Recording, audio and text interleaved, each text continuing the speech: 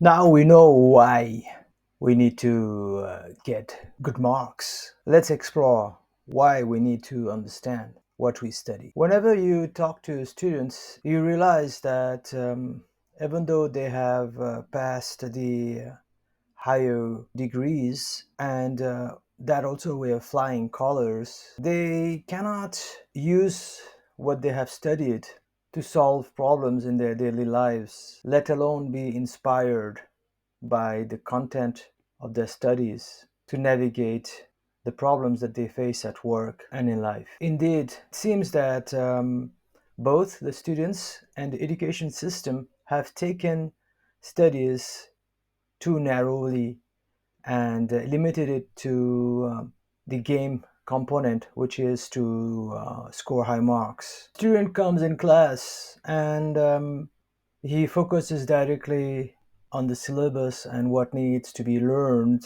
in order to pass the exam and score high marks. Then it's a systematic add-on of more skills and facts, uh, continued with more practice and rote learning. There is no time to understand what the students are studying. Doesn't make sense most of the time. It's just words upon words and numbers upon numbers. That the objective of studying could be to understand is a novel idea for most students, as well as educational institutions. Can the objective to understand become more important than to score high marks? The twisted logic of the current syllabus is that if the students score high marks, then it means that they have understood. It sounds plausible and even logical, but in my counseling sessions and interaction with students as well as fully grown ups, I realized that it's not true at all. Most of the educated people have forgotten what they had studied, and worse, they cannot use their past knowledge to understand the present situations and problems. We need to understand what we study because that's the most important thing. Of course, you have to memorize the multiplication table at the beginning and the alphabet as well. But beyond a certain point of pure memorization, understanding must occur. When the student doesn't understand what he's studying, he doesn't enjoy the process of studying. So that is the most important reason to understand. Before the mobile phone, the students forcibly studied without understanding. But since broadband became widely available all across the world, students stopped studying when they don't understand and instead started to use their mobile phones. Consequently, this led to time being wasted because of the way the various apps are designed to keep the users glued on their platform. Then, as hours pass and the student tries to study, he is not able to understand. This frustrates him. The next day, a new lesson is taught in class, so understanding hasn't occurred, and there are more things that are not understood. Consequently, the earlier cycle of using the mobile once again begins. In this way, this vicious cycle continues until the idea of studying becomes a pain itself for the student. Even before the mobile phone, many students went through a similar vicious cycle, but the mobile was replaced with sleep, hanging out with friends at the mall, playing marbles, being engaged in sports and extracurricular activities, and so on. But this time is different because the mobile is so ubiquitous. It is so easy to use. In addition, it is in the hands of almost everybody now. What is understanding is what this whole book is about.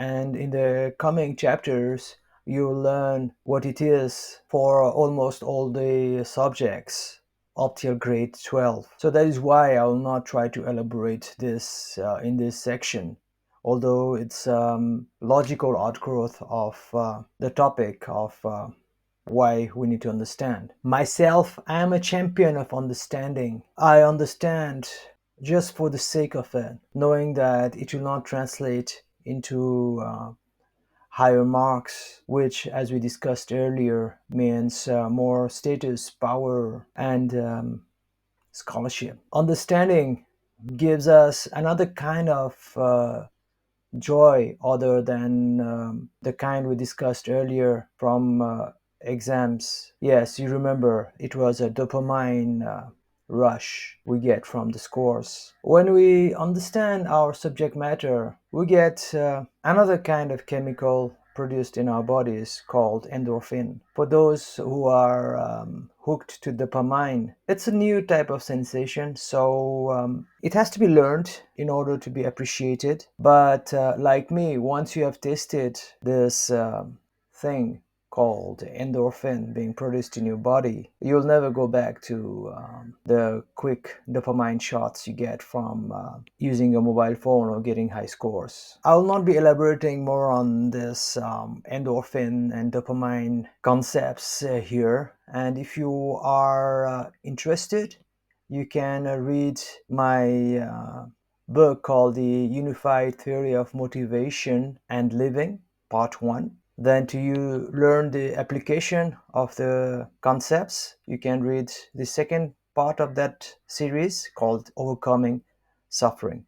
So by understanding what we study, we get a different kind of enjoyment, which is long lasting. Besides that, we're able to get the tools to navigate in our daily lives. We can look at the sun and know why it is winter and why there is an eclipse, because we had understood the geography. When we go to a shop and we are told by the shopkeeper that for the 1,000 rupees item that we have bought, we need to add 15% VAT. We will know how to make that equation in our minds, which is 1,000 into 1.15, which will be equal to 1,150 rupees. That's what education does. In the various life decisions that we have to take, the fact that we learn to define any terms or any concepts will help us define actually what problem we are facing, be it in terms of relationships or work opportunities. Then because we were so diligent in understanding the analysis that we performed in our sciences, we will try to test various theories that we have about why certain things occurred in a certain way. We will be able to borrow philosophies from various sources to help us guide our decisions. In literature, we discussed about the various pros and cons of plots and characters. So that will help us see the bright side and the dark side of everything. In this way, we'll be able to think neutrally without being biased. So understanding help us navigate in our lives so that it makes sense. That was what education was designed for. But I don't know where we lost the essence of education and began focusing only on high scores. It is sad that understanding has become so obscure in education. It is very sad. And this book is born of this sadness that I have seen in thousands of students in my counseling sessions. And it never occurred to me that the education could be so handicapped. However, from both my management consulting experience and student counseling experience, I realized that understanding is almost an extinct concept in the education today. And this book is going to make a difference and revive understanding